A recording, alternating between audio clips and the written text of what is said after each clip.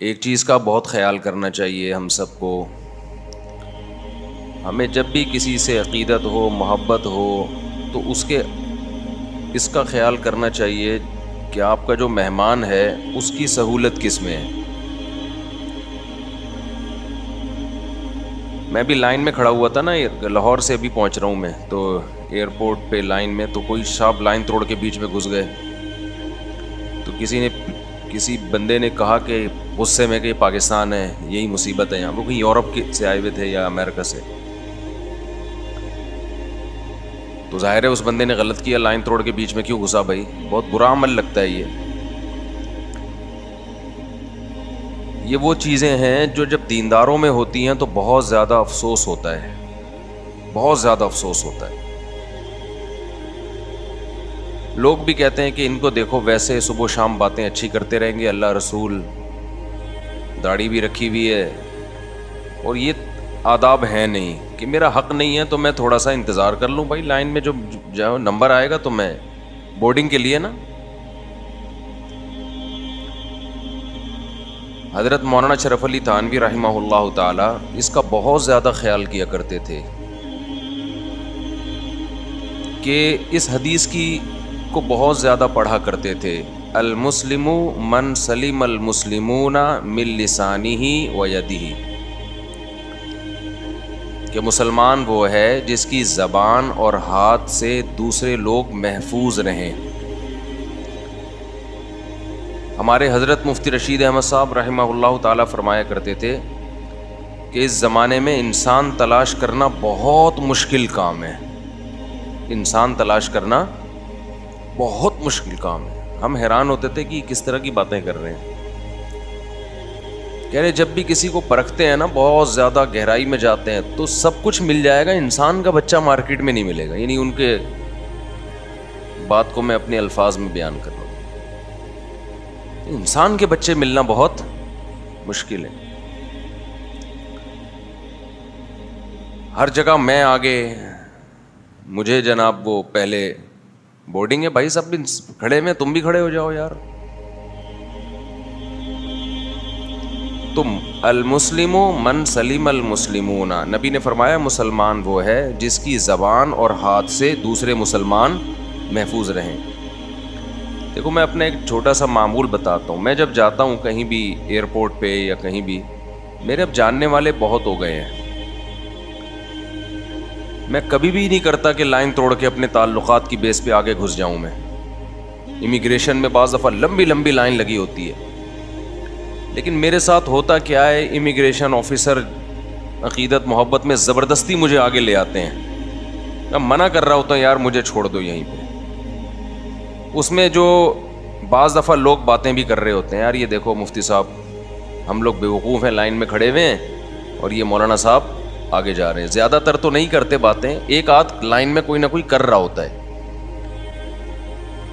تو یہ میں ویسے لوگوں کو پیغام دینا چاہتا ہوں کہ اگر مجھے کبھی آپ دیکھیں نا کہ لائن لگی ہوئی اور مجھے کوئی بندہ بازو سے پکڑ کے لے کے جا رہا ہے کہ نہیں جی پہلے آپ کے پاسپورٹ پہ اسٹیمپ لگا دیں، یہ اس پہ میں خوش بالکل بھی نہیں ہوتا.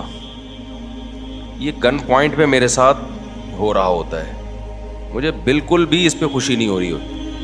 اب اس سے لڑنا بڑا اس کی بے اکرامی ہوتی ہے. اگر آپ زیادہ لڑو نا کہ نہیں میں لائن میں ہی کھڑا ہوں گا، تو وہ کہہ رہا ہے میں آپ کو گھسیٹ رہا ہوں، آپ آؤ ادھر، آپ یعنی میری انسلٹ کر رہے ہو. واضح دفعہ یہ لگتا ہے. سعودی عرب میں ہم ایک دفعہ گئے تو لائن میں لگا ہوا ہوں میں، الخبر جانا تھا. وہاں بھی ایسا ہی ہوا. وہ کوئی عربی امیگریشن آفیسر تھا، اس کے پاس کسی کا فون آ گیا، مفتی طارق مسعود صاحب لائن میں کھڑے ہوئے ہیں، ان کو آگے بلا لو. اب وہ عربی لوگ بھی لائن میں کھڑے ہوئے ہیں اور ہم پاکستانی پہلے جا رہے ہیں، ہمیں پہلے جہاز میں بٹھایا جا رہا ہے. مجھے شرم آ رہی ہے، مجھے برا لگ رہا ہے یہ عمل کہ یار ہمیں کیا تکلیف ہے یار، تھوڑی دیر ہم لائن میں کھڑے ہو جائیں گے. تو میں اس لیے یہ وضاحت کر رہا ہوں کہ میرے ساتھ کبھی ایسا ہوتا دیکھ لیں تو یہ نہیں کہنا کہ مفتی صاحب لا کو فالو نہیں کر رہے. وہ سمجھ لینا کہ میرے ساتھ گن پوائنٹ پہ اس طرح سے کیا جا رہا ہے. باقی کبھی کبھار لا تو ہر آدمی توڑ دیتا ہے، غلط ہے لا توڑنا. مولانا اشرف علی تھانوی اس حدیث کو بہت زیادہ پڑھا کرتے تھے. المسلم من سلم المسلمون من لسانہ ویدہ، مسلمان وہ ہے جس کی زبان اور ہاتھ کے شر سے دوسرے مسلمان محفوظ رہیں. دیکھو اب نیت کر لو، ہم سب نے نا انسان کا بچہ بن کے زندگی گزارنی ہے. اس سے خدا کی قسم بڑی مزے کی زندگی ہوتی ہے. تھوڑے دن لگتے ہیں لیکن لوگوں کی نظر میں آپ کی عزت بحال ہو جائے، عزت بہت ہونے لگتی ہے آپ کی، تھوڑے دن لگتے ہیں. آج ہر آدمی کوشش کر رہا ہے کہ میرے قول اور میرے عمل سے دوسروں کو تکلیف ہو. اب اسی میں ایک اور چیز ہے، جب کوئی آپ کے ہاں مہمان بن کے آتا ہے، آپ اس کا اکرام اتنا نہ کرنا شروع کر دیں کہ اگلا ٹینشن میں آ جائے، اگلا ٹینشن میں آنا شروع ہو جائے.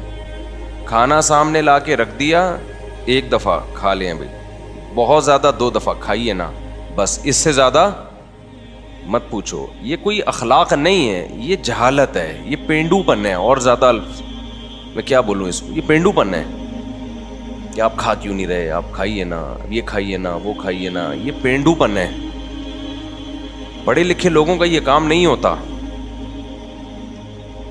بعض دفعہ یہ ہوتا ہے ہم کسی شہر میں گئے، میرا مقصد اپنے حالات بیان کرنا نہیں ہے، میرا مقصد ہے کہ ہم سب سیکھیں نا یہ چیزیں.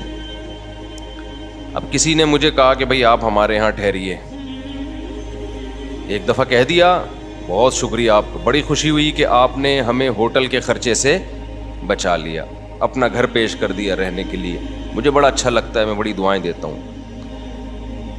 دوسری دفعہ دوبارہ کہہ دیا آپ نے کہ بھئی آپ کہاں ٹھہریے گا، ہمارے ہاں، تاکہ ایسا نہ ہو کہ مفتی صاحب نے اوپر سے بولا ہو.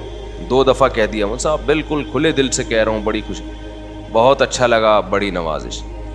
بہت زیادہ کہنا ہے، تیسری دفعہ بھی کہہ دیں آپ، مفتی صاحب آپ ہمارے یہاں ٹھہریے. مفتی صاحب نے کہہ دیا بھائی نہیں یار. چوتھی دفعہ کہا نا، پھر سمجھ رہے ہیں، میں تو کچھ نہیں کرتا لیکن دل چاہتا ہے کہ اب کیا ہے اس کا، اب جو ہے نا زیادہ ہو گئی. لیکن لوگ صرف اتنا نہیں کرتے، پتہ ہے لوگ کیا کرتے ہیں؟ لوگ یہ کرتے ہیں کہ صاحب آپ آ گئے، آپ نے مثال کے طور پر فیصل آباد آنا تھا، یا لاہور آنا تھا، یا آپ نے اسلام آباد آنا تھا، یا آپ نے کوئی ایسی جگہ ہونا جہاں سیالکوٹ جانا تھا فرض کر لو. اب فون آئے گا، آپ پہنچ گئے. بھائی آپ کیوں مجھے تنگ کر رہے ہو، میں پہنچ گیا، یہ میرا ذاتی معاملہ ہے، میں کہیں جا رہا ہوں. یہ سب کے ساتھ ہوتا ہے، صرف میرے ساتھ نہیں ہوتا. یہ ایٹیٹیوڈ ہم سب کو سیکھنے چاہیے کہ کیوں کسی کو تنگ کر رہے ہو. بھائی مجھے پتا چلا تھا مفتی صاحب آپ سیالکوٹ آ رہے ہیں، پہنچ گئے، جہاز میں بیٹھ گئے. یار آپ کو میں نے تو نہیں بتایا کہ میں سیالکوٹ آ رہا ہوں، آپ کو خود سے پتہ چل گیا نا، تو نالج میں اضافہ ہو گیا. اور آپ نے ہمیں گھر کی پیشکش بھی دی، دل سے، میرے واقعی دل سے دعائیں نکلتی ہیں، اوپر سے نہیں میں دعا کر رہا ہوتا. یار آپ نے اب اینڈ تک نا رننگ کمنٹری نہیں ہوتی ہے، رننگ کمنٹری، سلیم اللہ سے گیند کلیم اللہ کے پاس ہاکی، ان کو اب پوری خبریں بتاؤ. اب میں پہنچ گیا ہوں، اب میں ایئرپورٹ سے اتر رہا ہوں، مفتی صاحب میرا گھر حاضر ہے. بھائی آپ نے بتا دیا تھا 3 دفعہ آپ کا گھر حاضر ہے. صاحب میں آ رہا ہوں لینے کے لیے، کوئی ضرورت تو نہیں ہے. پہنچ گئے نا، خیریت سے ہیں، واپسی کب ہے؟